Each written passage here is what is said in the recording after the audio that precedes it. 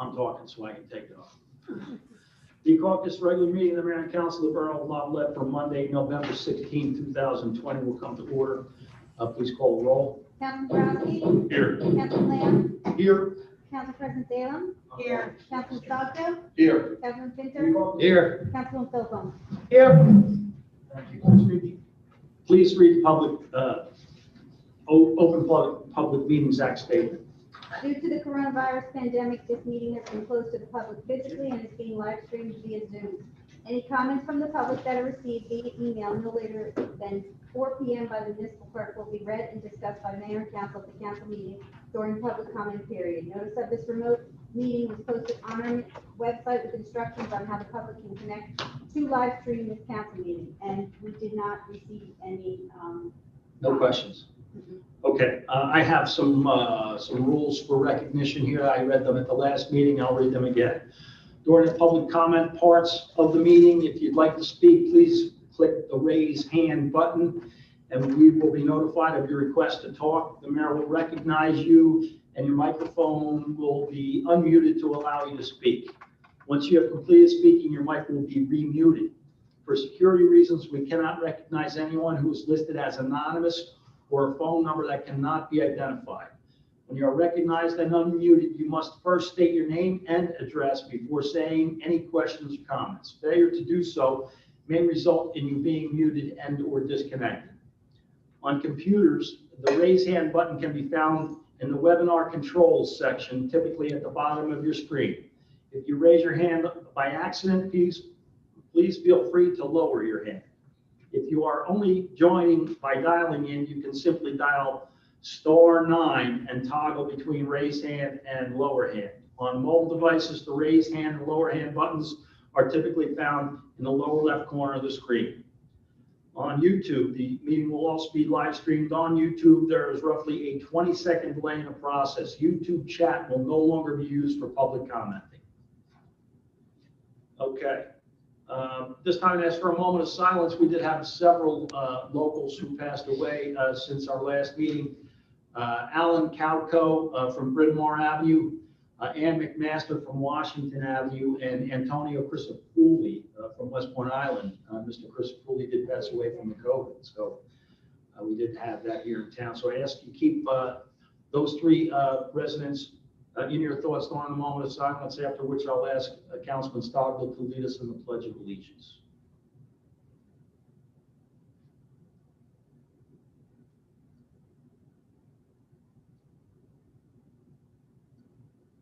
All rise. I pledge allegiance to the flag of the United States of America and to the republic for which it stands, one nation, under God, indivisible, with liberty and justice for all.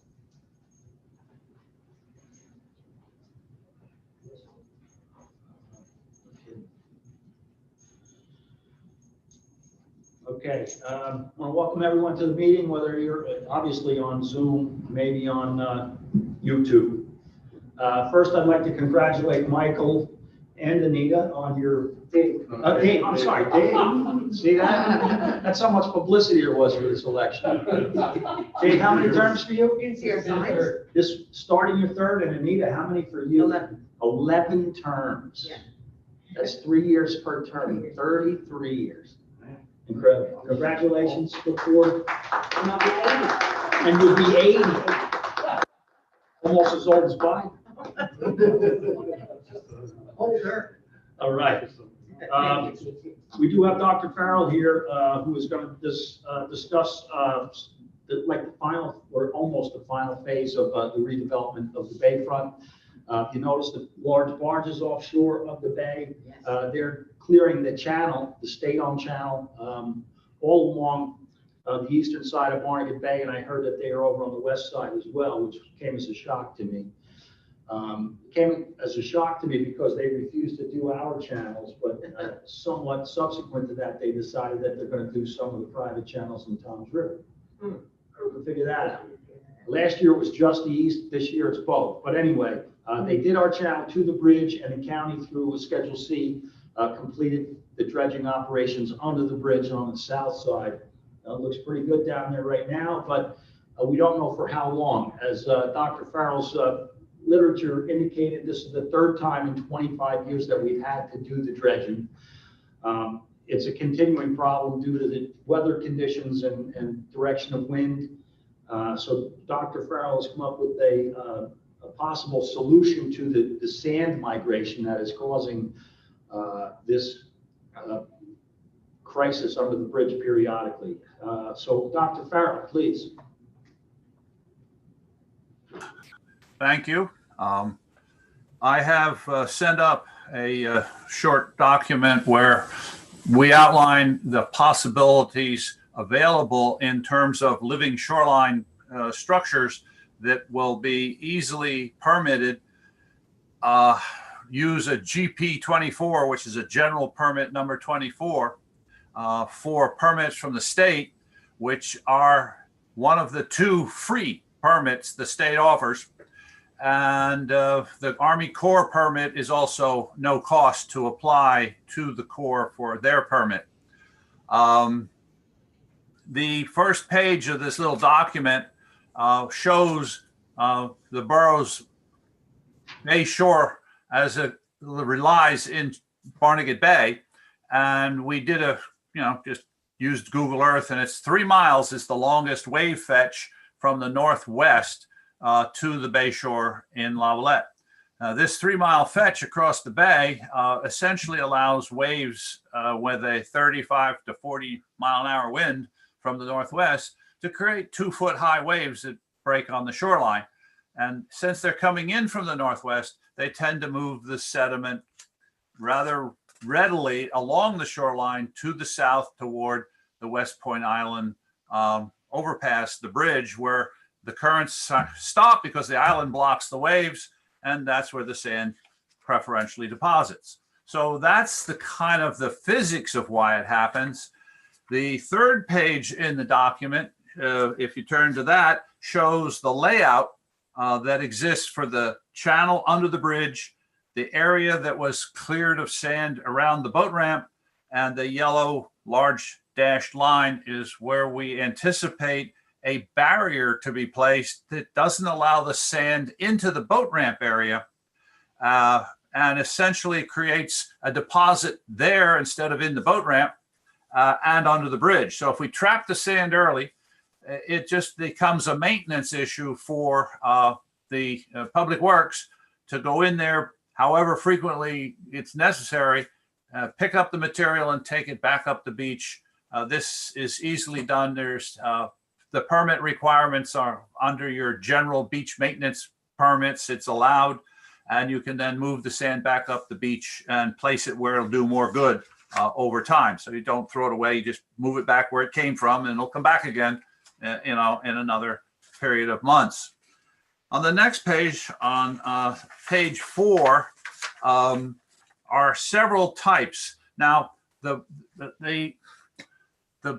things that make this a living shoreline are primarily objects on which oysters can set and grow and become part of the water quality improvement, as well as add to the ecological uplift of the area. Once again, oysters were once exceedingly common in Barnegat Bay. They have dwindled to minimal amounts, but recently oyster growth and oyster farming and oyster management has come back to Barnegat Bay. 5 years ago, there were 2 folks doing it.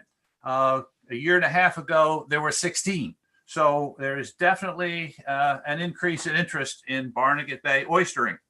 Natural setting is not necessarily that common, but as of Friday, the largest single living shoreline project is going to start construction over in the Forked River side on the western shoreline of Barnegat Bay, where an oyster reef complex is being installed to mitigate wave energy from northeast storms, which blow the other way across the bay on the shoreline of Forked River. So that's going to be a kind of a test case. But in this particular case, there are basically 3 options. Wire cages with cloth liners in which ballast, stone, small stone is put. Then the oyster culch, which is basically shell, mostly shell from whelks, but other shell is possible, is then placed in the baskets. The baskets are installed empty in the water where you want them placed. You then fill them with the ballast and then with the shell, and there they are. The oysters then set on the shell, cemented all together, and if the basket themselves disintegrate with time, the oyster reef is there by itself, freestanding. Another possibility is the use of concrete shapes. They are shown on the next page, on page 5, the reef ball, and then the oyster break, manufactured separately. They're shipped in, they're placed by crane in the water. The oysters are set on the concrete shape and become the living shoreline. The problem with these things is, well, they're very durable and they can be placed rather readily with a small crane. The sand, unfortunately, can squeeze between them because they aren't interlocking. So the problem there is one of sand passing through them. So we're a little less enthusiastic about them. On the next page are the various kinds of baskets that are installed as marsh edge. They can be edge. We're going to use them as essentially a shore perpendicular structure going out into the ocean. And the final member of the trio is on page 7, and another picture on page 8 shows the Tensar marine mattresses. Now, these are flatter, heavy structures filled with shell and then placed by crane, one on top of the other to get the desired height of the structure. And you can see that some of these things are like 20, 30 feet in length. They have been used in New Jersey. Cape May Point used them as dune slope, seaward dune slope protection back when they had almost no beach on their ocean front. So these were used there as dune shore toe protection to keep the dunes from being eroded away.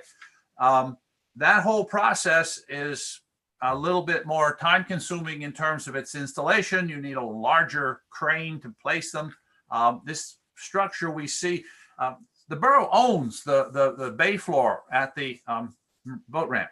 You bought it decades ago as a Tidelands grant. You own it fee simple title. And so the problem with New Jersey Tidelands essentially doesn't exist because you own the property. And so the project would not exceed the ownership parcel in the offshore parts of the bay floor. And so that would mean that the structure would probably be between 60 and 75 feet in length. And its elevation would be at essentially mean sea level. In other words, halfway between high and low tide. The oysters survive up to the elevation of mean high tide. And so we would have to essentially put a couple of pilings in out the end with the navigation lights on it as warning to either swimmers, walkers, or people out there in their kayaks that the fact the structure was in place. But fundamentally, there are these 3 options available. Our recommendation is the HESCO folded. They come folded up. You open them up in accordion style. They're 3 feet by 3 feet by 3 foot baskets, and you essentially fill them with ballast and then the oyster shell that the oysters set on, and that becomes the surface on which the growth begins. And it's a linear feature. It's impervious. It's essentially a good even barrier. On page 3, they show page 4. The lower right-hand corner shows what they call the reef blocks. Now, these are kind of triangles, but this is a staggered shape, which is nonlinear. It's continuous. In other words, the sand won't get through it, but it's going to end up filling in around the pockets there. And if it's a boat ramp, you probably would rather have something with a uniform straight line going out into the water than something with this rather exotic triangular shape for boaters to run into. So basically, that's what it is. we would use a GP24, apply for it in the borough's name to the state of New Jersey, DEP, and to the Army Corps of Engineers. And if approved, which probably will be reviewed in a matter of 60 to 90 days, we would then proceed to get the materials in place, and then the installation probably would take less than a week to build this thing. So that's about where we stand right now. It is, again, the borough's goal to have this. Then this is what we can do. Other options, of course, are the hard structures, but those would be an individual permit, not under the GP24. Dr. Farrell, a couple of questions. Is there a reason why the structure needs to be that close to the boat ramp itself? Is it possible for us to move that maybe a little bit further north, further toward the end of the bulkhead? Well, it depends on where the exact boundary of your Tidelands grant is. And it's centered on the boat ramp itself. So it runs north and it runs south. I just put the dotted lines in there randomly. I had no reason where I placed them. I just wanted it on the north side of the boat ramp. So whether it's at the boundary line, if you want to go further up, then you have a Tidelands licensing issue to deal with as well. Okay, so we need to determine where our northern line is of that ramp. Yes, I have a document which shows it. It's fairly sizable grant. It's not just limited to just the boat ramp area, the gap between the pieces of the timber bulkhead. It extends up the bulkhead in both directions, at least 50 to 75 feet, maybe 100 feet. Yeah, I was thinking that if we got it closer to the actual beach area, that it might be easier for our equipment to drive down the beach and be able to scoop the sand out for reclamation periodically, rather than trying to dig it up over the top of the bulkhead. That's my reason for thinking northerly might be better. Well, the sand will build a beach. If it's trapped, it'll build a beach that reflects back up the bulkhead. So you probably will have a sand strip to operate equipment on at low tide, at least. Okay, maybe take a look at that. What are the possibilities of any grants available to help us fund this project? Well, grants are available. I mean, it's a case of hunting them down and then applying for them. The next one is coming up in January for the U.S. Fish and Wildlife Foundation, NIFWIF. They have annual grants, and they're not big grants, but this is not a big job. So that is a possibility to apply for funding for that. Any idea of the estimated cost based upon the choice of the product that you think we should use here? No, I have not done any work on actually putting together a cost estimate of actually building the thing, simply because there's, like I said, right now, all the options are on the table. I do know that I will have a precise pricing for putting in the various pieces of this oyster reef in Forked River. In fact, we have contracts for that, so I can dig them up and see what it costs to do that, because I think there's 8 different 20-foot long barriers that are being built in the water away from the edge of the shoreline. So they're actually going to be an offshore reef to intercept the waves as they come in from the northeast. So I can have pricing rather readily for that. And it's not much different for installing. In fact, it's easier installing it from the shoreline out. How about the length of time the permit is good for? How quickly do we have to begin construction once we get the permit in hand? 5 years. 5 years. So we've got some time to shop, although every minute that we delay, sand is moving back toward that bridge. Correct. All right. Anyone else have any questions for Dr. Farrell? I do. Good. Dr. Farrell, I see you put those dots there, and I do agree with the mayor. The further we could go north with the be beneficial. And again, I don't want to have to go for a license and for a Tidelands license. So wherever our grant ends, that I guess that's where I'd like to be on that north border. My question is, do you see that sand meandering outside of this reef and still funneling itself into that bridge area? Well, having been through this twice now, we know that the sand, the waves on the bay do not reach down into the water column very far because they're short period, low amplitude waves by comparison to the oceanfront. And so the sand movement occurs primarily in 2 feet of water or less along the shoreline.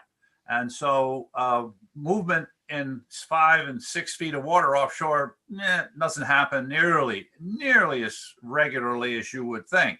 So most of 95, 96, 97% of the sand transport is in 2 feet of water or less at mean low tide. So wherever that limit is, and this structure will go out further than that.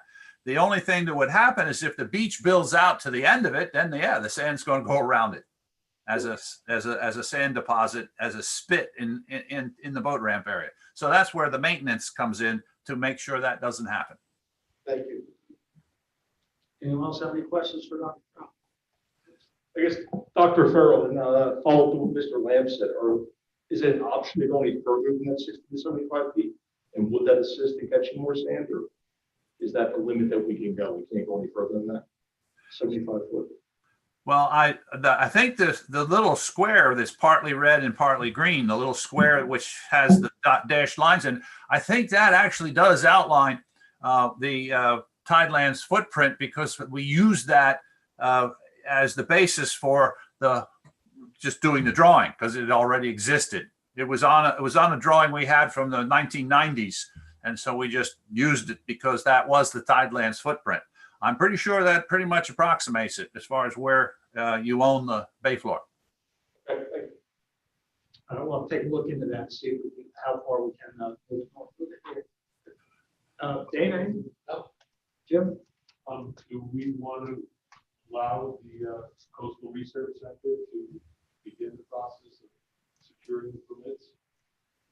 Well, I think we need to determine exactly where it's going to go first. I'm sure he's going to have to put that in writings, but I think we can make the determination that we want to move it as far north as our current grant will allow.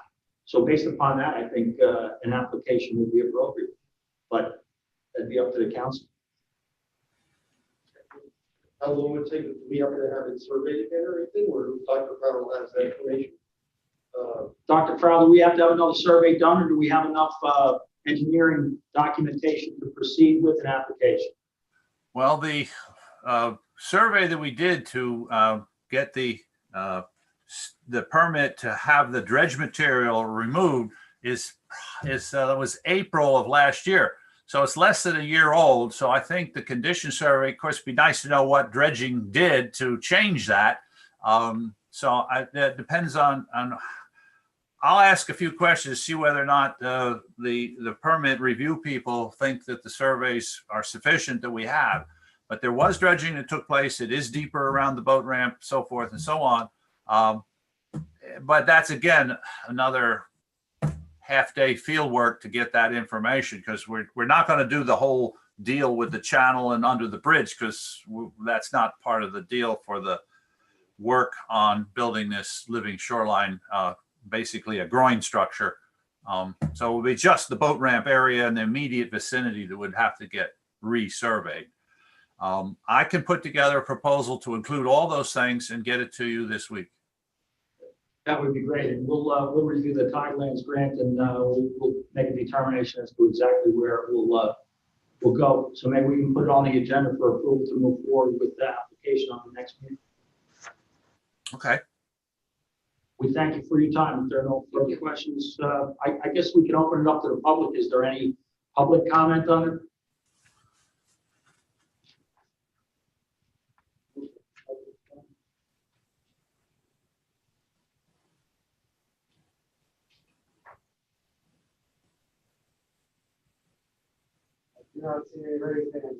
Okay, if we have comments, we'll deal with them later on. Dr. Farrell, again, thank you for your help in this area. All right. Well, I'll be here throughout the week. So We'll right give you a now. call. We'll give you a call. Thank you. Okay. Thank you. All right, moving on to the agenda, we have reports. Mrs. Philpone has a variety again, I'm assuming. Yes, I do, Mayor. I'll keep it short. Construction up again, 37 permits issued, 6 updated. The revenue was 36,431 minus the 1312 for the DCA, leaving us with 35,119. So we're back up in that area and holding, I guess. 50 certificates of approval, 50, which is a high number in a long time. I'm not going to go through all the numbers. I'm just going to do reports. The court, of course, is very limited in its. This is the month of October. Only 10 tickets. 8 of them were traffic moving tickets, 1 parking, and 1 disorderly persons. And that's the only month I have back in October. Police overtime, I have September and October. In September, we had 149 hours. That's up 7.5 hours for the month as compared to last year. But the total for the year through September shows 100 less hours of overtime. Then you go to October, which is even more surprising. In October, we had 63 and a half hours of overtime in October, which is down 97 and a half hours from the year before. So now the total of less hours is 197.5. So almost 200 hours of overtime less than last year. So that's good. It's a little quiet in town, I think. There's periods where there seems to be a lot of people, but it doesn't last long. Not quite as busy as we have been. So, All right, thank you. Bob, you want to make any comments on Public Works? A little bit. Just wanted to let everybody know that if you need dune grass, contact Public Works. They have some dune grass for private properties that need some protection. Also, well number 3, which is down in Newark Avenue, was pulled by the contractor. It's being videotaped, and it's going to be reviewed by our engineers sometime on stand and see what it needs in order to get it rehabbed and back in operation. Also, we've also had that contractor take a look at some of the infiltration that is taking place in town, and they have located certain hotspots, so to speak, about a 4-block area north end of town for Brown to say what's president. But we're going to be taking a closer look at some of those. They're also reviewing some of the old list that we had on who had some bumps, and that list has shrunk somewhat due to the fact of reconstruction and the houses down.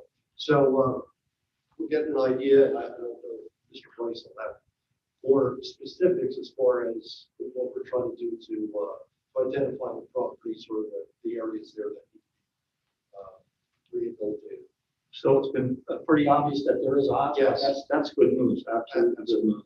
We're actually focused on 4 areas, but they're broke area they did the first area. They're going to come back and do the.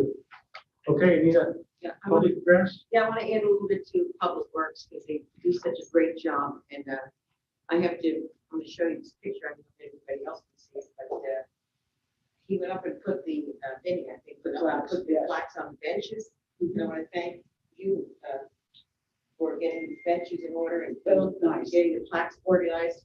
And this picture I showed you because this grandmother took her daughter up to the bench. She had asked so many times for her mother's name to be on the bench and didn't think she was going to be getting it.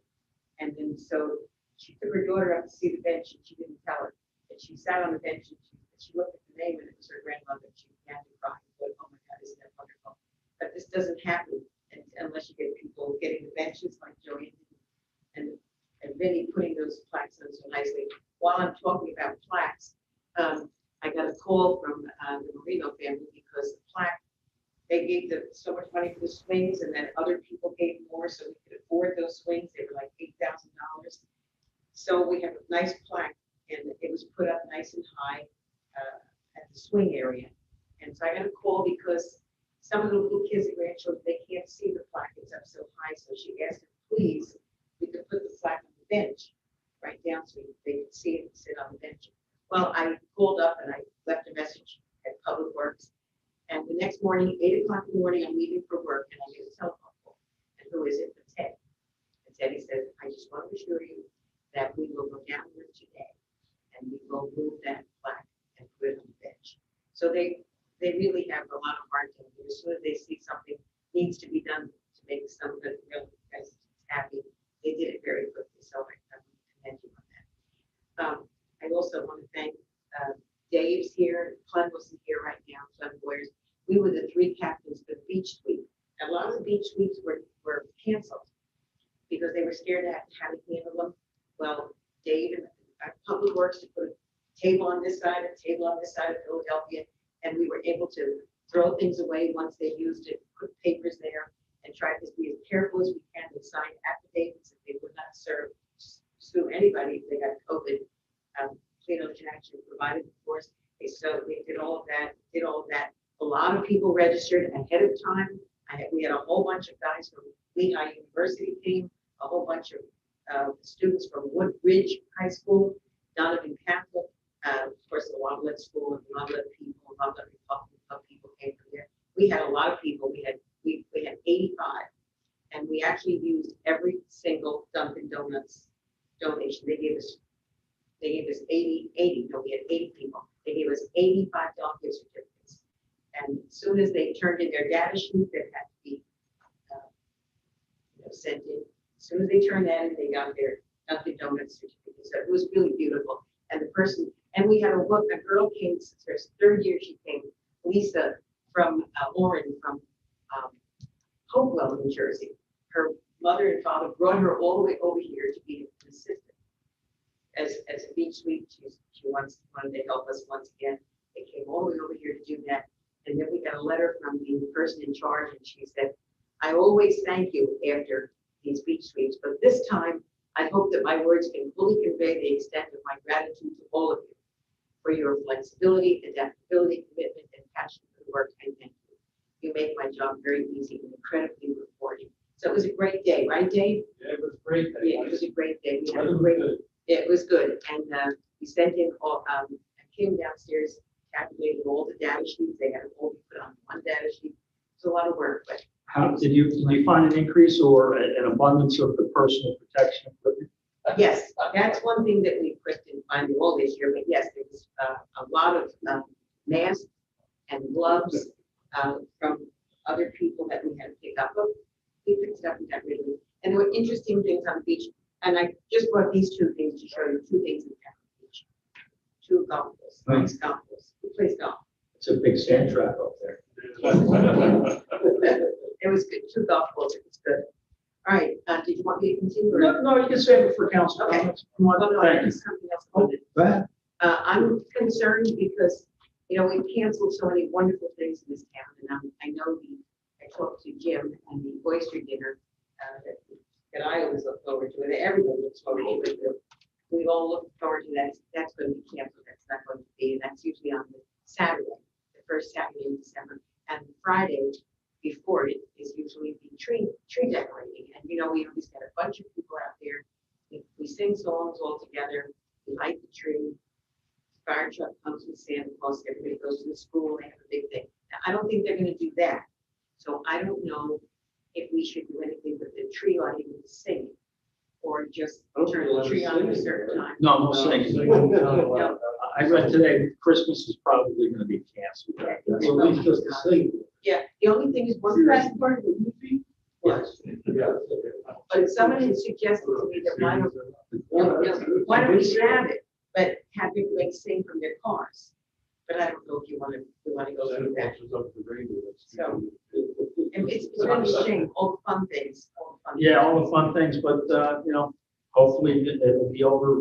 They might have 2 vaccines available, for the spring, we can hope. Okay. So we're going to cancel. We're gonna cancel the tree lighting? Cancel the tree lighting. Well, we're gonna light the tree. We just- Yeah. No, we're going to cut the tree down. No, you're not. Yes, we're going to light the tree. We'll have the borough police light it so that we're not. Yes, it's very sad because I always had Diane She's gone as well. So, Okay. I can play some songs if you want out there in that place. I'll see what I can do. All right. Sorry. That's gonna be December, Friday, December 4th. And we always had it on the Friday, and then we had the oyster dinner on the Saturday, so that's really sorry to say. But one wonderful thing is, we're continuing with our ladies auxiliary of the flower sale and the wreath sale. So I already purchased mine, so pass it over, because I'm getting my wreaths. I appreciate that very much, that they're continuing that, you know, I think that's great. And one other thing I want to say, you know, we have the most beautiful sunsets and sunrises in this town. There was a girl that grew up in this town on the bayfront, and she loved taking pictures of it. Now she's a professional photographer. She travels all over. She was in Hawaii for college, and she's back, and she still loves the best sunsets and sunrises are in Wailea. So she takes pictures every year, and she always loved bringing her pictures to sell at Founders Day, because it was, everybody loved pictures. And I put a picture up here if you wanted to see it later. I brought that one. Her father frames it. He's very talented. They're all from Wailea. They live in there. And that's a picture of the original dewgrass. Yeah, and can you reach the other one? And that's a picture. Yeah. And her father framed this one. This is a picture of the sunset with a seagull. Strange little seagull. Yeah, that's a swan. That's Oh, what is that? Oh, it's a swan, sorry. With a swan, sorry about that. Yeah.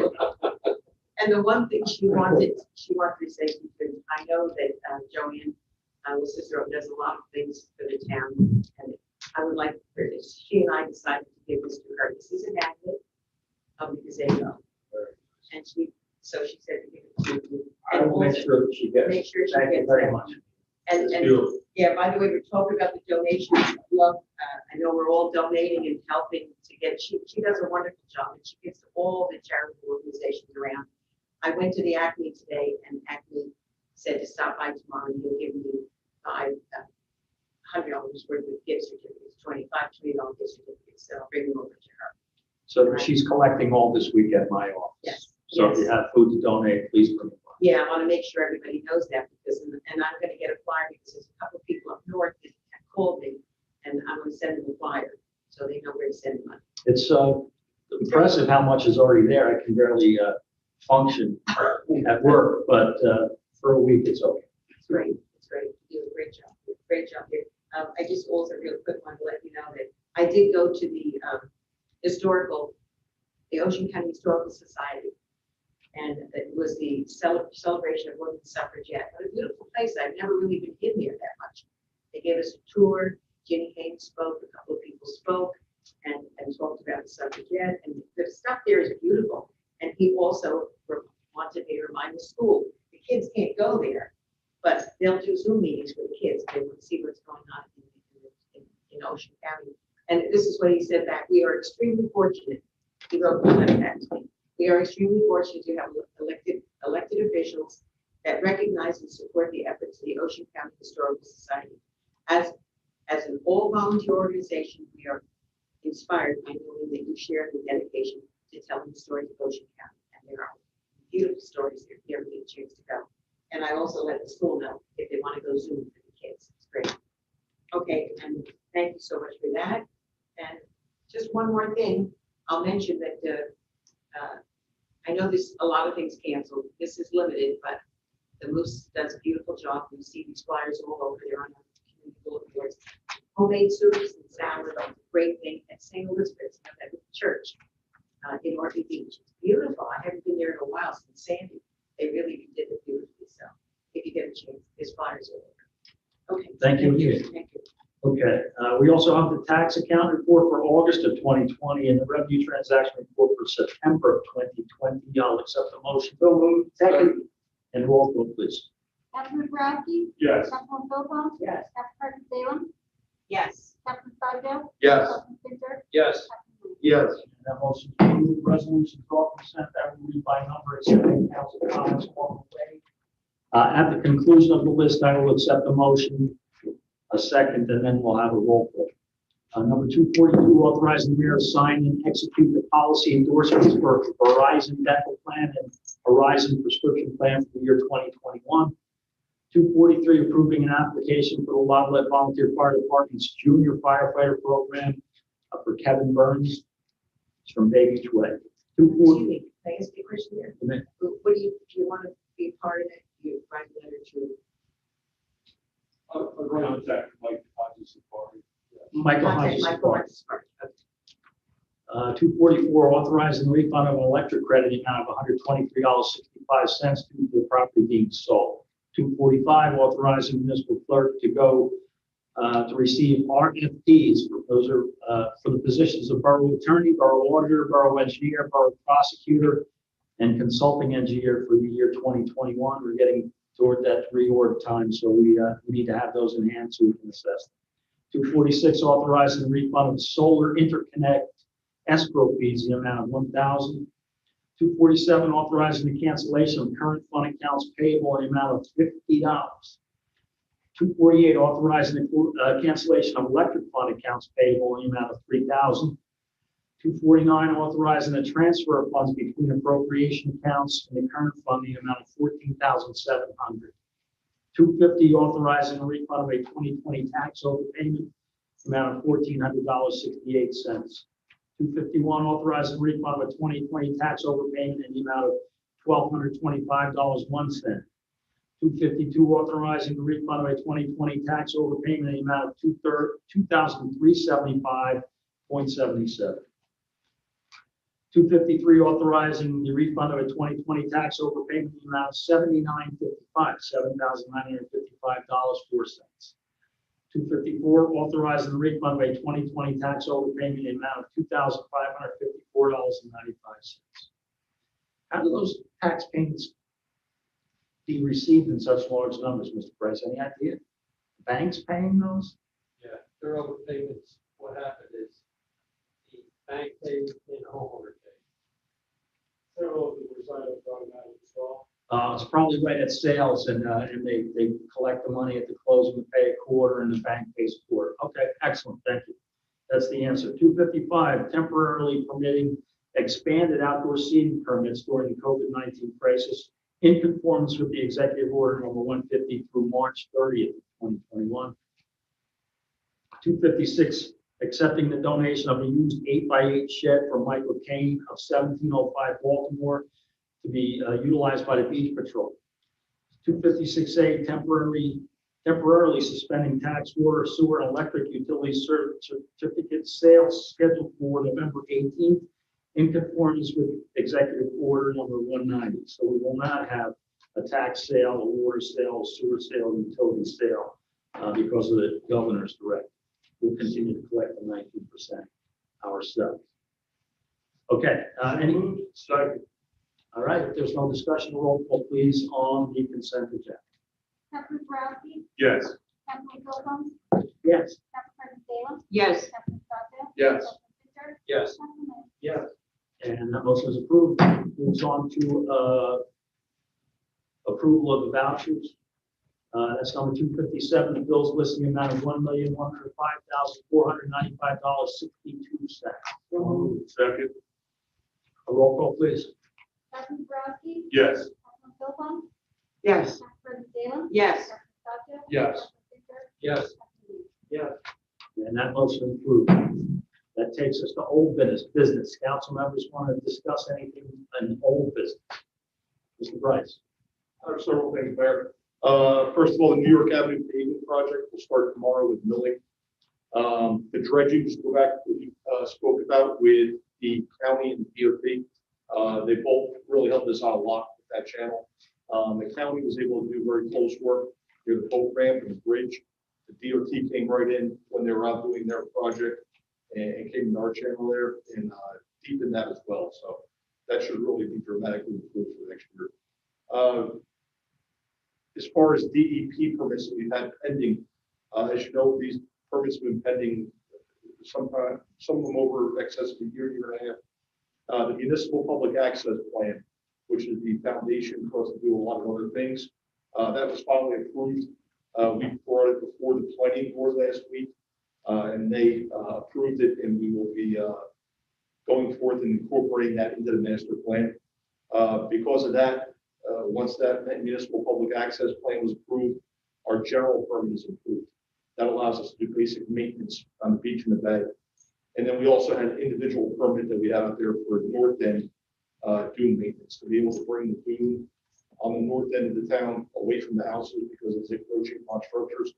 That was also approved. So all in, basically one stride, all these DEP permits were approved, and now we're able to do a lot of work and maintenance work up on the beach and the bay because of that. Going back and just touching upon the outdoor dining that we approved, that is for all non-liquor licensed establishments. They can go right through March 31st. Liquor licensed establishments need to apply to the ABC. I think it's a modest $10 fee they have to pay to be able to extend that. So that will extend to ABC establishments as well. So we go ahead and get that approved through ABC. Our water tower issue, the report did come back for those rust spots on there. At this point, we did put the bond company on notice that we will be making a claim on that. It appears that it will be able to be done in spot repairs. We'll see how it turns out, but as of right now, it's kind of restricted to certain areas where they did grinding and then certain weld seams. So they feel that at this point they can go ahead and repair it. So that'll be the same company that'll come in and do the repairs? Yeah, it's going to be Brave, the general contractor from that original project. To clarify, there's absolutely no water quality issue related to this. It's all exterior. There's nothing within the interior of the tank that's rusting or any other problems inside that tank.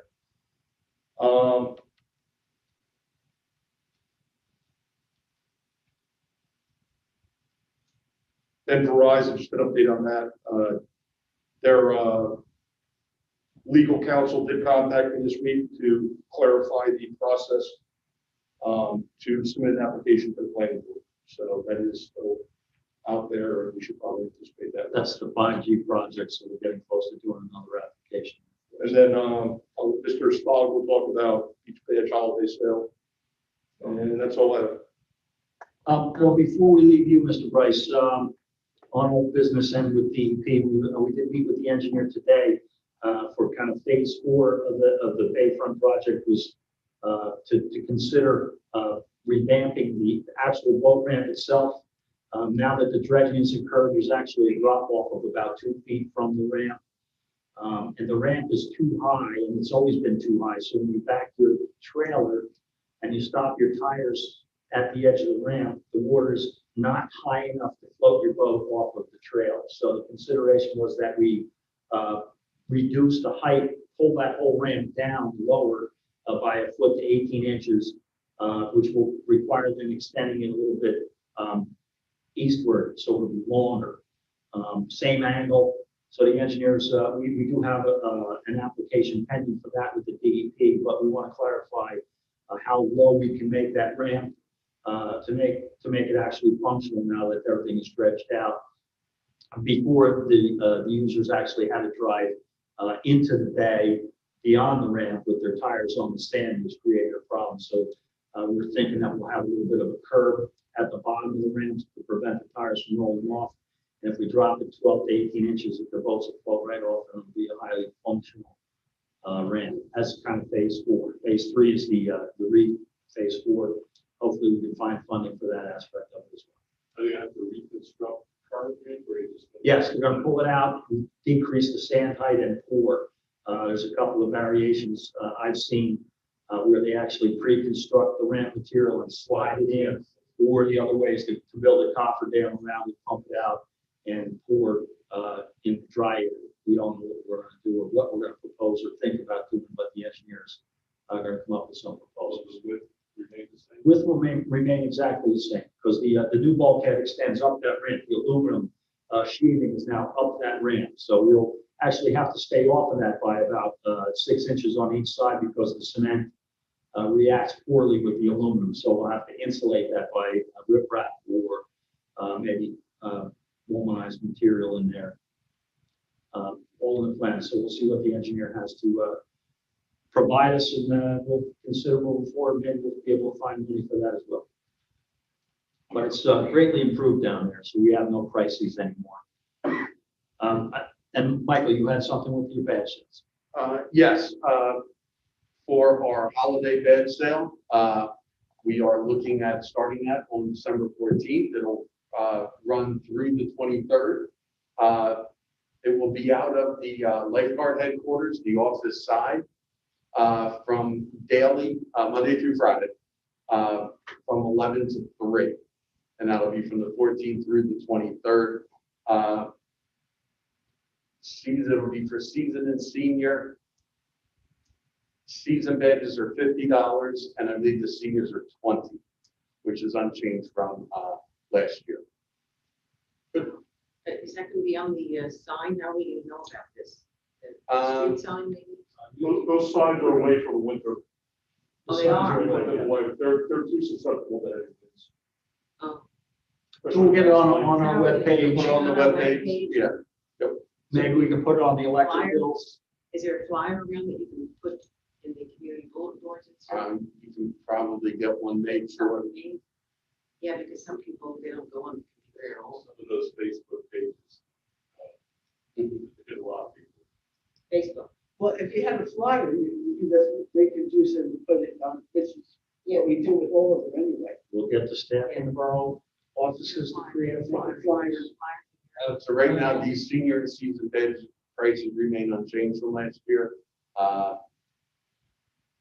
Probably this time next year, we'll maybe discussing keeping up with minimum wage again. Next year. Good. Yeah, so this year we were able to keep it at that price. All right. Any other old business? Can I just ask a question?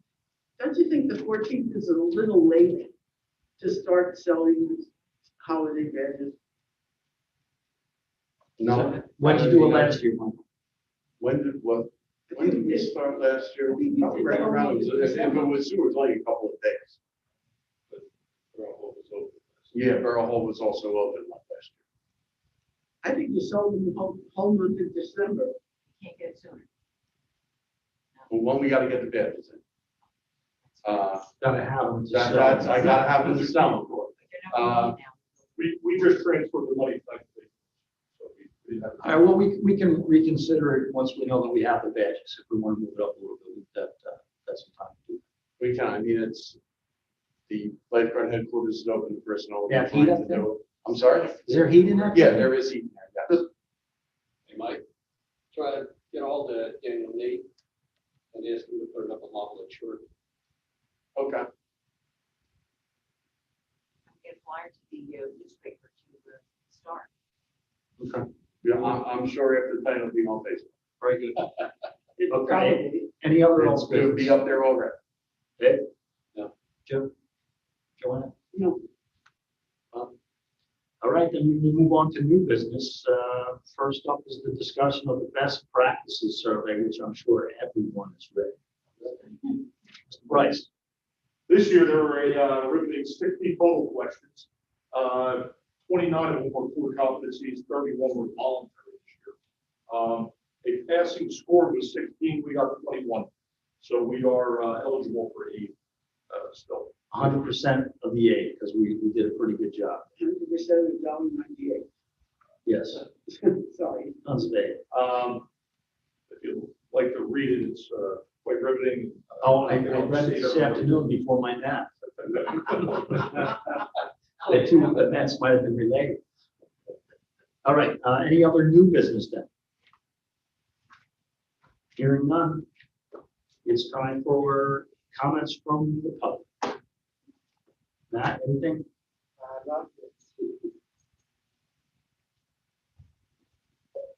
Why don't we, while we're waiting for those, move right on to council comments, and we can go back to comments from the public, and the council can address those if they see fit. Dave, anything? Yeah, just a couple of things. I say it every week or every month. Get your flu shots. It'll protect you. Wear a mask. Protecting you and everybody else. Thank you, Dave. Jim? Yes, Mayor, I'd like to thank the council, the mayor, for allowing Dr. Fowle to come and address us. I think it goes a long way towards maintaining transparency so that we as council members as well as the public know what we're intending to do down there at the Bayfront. That living shoreline is very, in the past we talked about a timber groin, but that was requiring a different type of permit. This living shoreline, Dr. Farrell is well equipped to make the applications for that.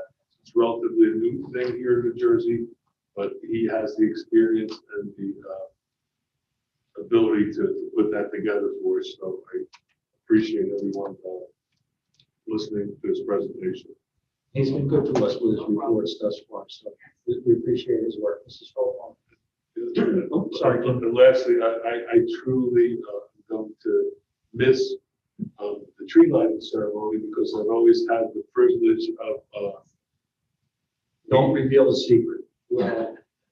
Santa always liked to land at the beach in Lavallette with his sleigh, and he'd give us a call and they'd allow me to go pick him up in the fire truck and bring him over to the tree lighting ceremony. And I always enjoyed doing that. Hopefully this next year we'll be able to put that all behind us. Hopefully we put it all behind us and start normalcy again. Okay, Jim, that's it? Yes. Thank you. Go ahead. Just one thing, with the questions that were on the ballot this year and the results, I think we need to consider some ordinance adjustments to deal with some of the issues that are forthcoming. Mr. George, we were prepared to introduce a marijuana distribution ordinance a year or more ago. Can we revive that process? Yes, we can, Mayor. We did have a marijuana, a general one, especially for the potentials for retail, where they were talking about distribution versus recreational. We're ready to go on that. We can bring it in anytime you like. I think we still need to wait to see exactly what the legislature passes and approves. That's, I think they were talking about that today in Trenton. So we got to see what they're allowing and then tailor our ordinance to match that. But, yeah, we may well, Your Honor, have to adapt it also for the civil penalty phases, so the municipal courts are up to speed as well. But we're ready to deal with it. We've been following it very closely. Thought you might. Thank you. Is it possible to do that in December, for the 2 meetings in December? We could introduce, no, probably not. So we Yeah, have I to- don't know that the state regulations will be out. We got to have 2 readings in the same year. Right, January's fine. 2 things to consider in that. We have an ordinance on the books right now that limits certain kinds of retail businesses in town, no adult bookstores. I think we have to add the dispensary, simply add it to that ordinance. And then you also have to take the smoking ordinance and apply whatever rules you want to make in the smoking ordinance to include marijuana, specifically or generally, whichever is best. I'm sure Mr. George has heard your comments and he's going to take care of those matters. We will. Thank you, Ms. Philippone. You're welcome. Michael? Bob? Anita, it's your Yeah. turn. I want to thank the people downstairs for fixing that table up. They do put very interesting things on the table. They put the calendar for 2021 BFF, what a difference a friend makes, which is beautiful that you can take one. And the schools all have contests for art. And I opened the book, and the first winner was the Lavallette Elementary School. All the schools in Ocean County. They got the first winner. So thank you for fixing that up and also putting all the information, flyers, and all the things that people need to see down there. So that's really important. And I don't know if this was supposed to be on the next agenda or what, but I was very excited to find out that Green Acres inspected our whole bayfront, all the Green Acres, and they gave us a good bill of health here. Green Acres compliance inspection was completed, and the bayfront part appeared to be well maintained and in compliance with the Green Acres rules. So I'm very happy about this, that we follow that very closely. I just want to mention one thing, has nothing to do with right now, but I was speaking with Maria Maluka from Seaside Heights. Actually, she's a councilwoman, had seen in the paper that they're putting pickleball courts up.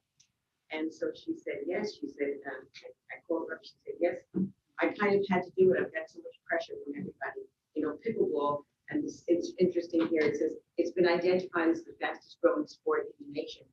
And we have a great court here that has to be improved, but it's a nice court. Now they're putting 3 courts. Remember that on the highway in Fort Lee Beach, there used to be a first aid building there. There's going to be 3 pickleball courts put in there, brand new. And then they're also putting 5 in Chadwick Beach. And she said we took down a shuffleboard court because the most important thing going on, the most popular thing around is pickleball. So I said, let me know what your contractor is. Maybe we'll start talking about that. We do need some help down there. Jim went down to play, right, Jim? And somebody fell while he was there. So that's 8 new courts within a mile of lot. That ought to take some pressure off. Some of it, but not all of it, because there's a lot of left people to play. They want to stay right here. We're considering improving stuff. Yes, good. I'm going to end with that. Thank you.